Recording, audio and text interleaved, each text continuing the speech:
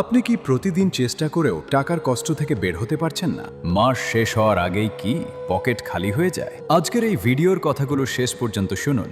ইনশাআল্লাহ আল্লাহ এমন দরজা খুলে দেবেন যেটা আপনি কখনো কল্পনাও করতে পারেননি।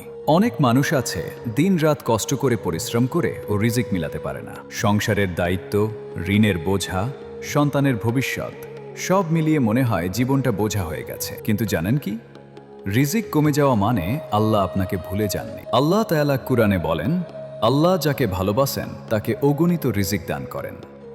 রিজিক শুধু টাকা না, সম্মান, শান্তি, সুস্থতা সবই রিজিকের অংশ। আমি আপনাদের এখন এমন একটি দোয়া বলবো যে এই দোয়াটি রাসূলুল্লাহ সাল্লাল্লাহু আলাইহি ওয়াসাল্লাম সব সময় নিজে তেলাওয়াত করতেন। আল্লাহুম্মা কফিনি বিহালালিকা আন হারামিকা ওয়া আগনিনি বিফাদলিকা আম্মান সিওয়াকা।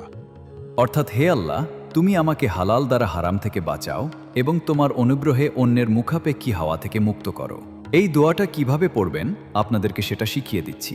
দোয়াটা পাঠ করবেন ফজরের নামাজের পর, ঈশার নামাজের পর অথবা ঘুমানোর আগে কমপক্ষে 3 বার অথবা 7 বার বা 11 বার। দোয়াটা শুধু পড়লেই হবে না, আল্লাহর উপরে একিন থাকতে হবে, বিশ্বাস রাখতে হবে। আরও একটি ছোট্ট শক্তিশালী আমল বলছি, প্রতিদিন 100 বার ইস্তেগফার পড়ুন।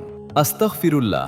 রাসূলুল্লাহ সাল্লাল্লাহু আলাইহি ওয়াসাল্লাম বলেছেন, যে ব্যক্তি বেশি বেশি ইস্তেগফার পাঠ করবে আল্লাহ তার দুঃখ দূর করে দেন এবং অপ্রত্যাশিত জায়গা থেকে রিজিক দান করেন। অনেক মানুষ আছে যারা নিয়মিত এই দোয়া আমল করেন, আল্লাহ তাদেরকে রিজিক দান করেছেন, বরকতময় বানিয়েছেন। এই দোয়া পাঠ করে অনেকেই ঋণমুক্ত হয়েছে। মনে রাখবেন, আল্লাহ যখন কাউকে কিছু দেন হিসাব ছাড়াই দেন। হে আল্লাহ, যারা এই ভিডিওটি দেখেছেন তাদের জীবনের সকল গুনাহগুলো মাফ করে দিয়েন, রিজিক বাড়িয়ে দিয়েন, সকালের অভাব দূর করে দিন। ভিডিওটি উপকারে এলে একটি লাইক করে ভিডিওটি শেয়ার করে দিন। চ্যানেলে নতুন হয়ে থাকলে সাবস্ক্রাইব করে পাশেই থাকুন এরকম আরও ভিডিও পেতে। ধন্যবাদ। পুরো ভিডিওটি দেখার জন্য। দেখা হবে আবার পরবর্তী কোনো ইসলামিক ভিডিও নিয়ে। এ পর্যন্ত বিদায় নিচ্ছি। আসসালামু আলাইকুম। খোদা হাফেজ।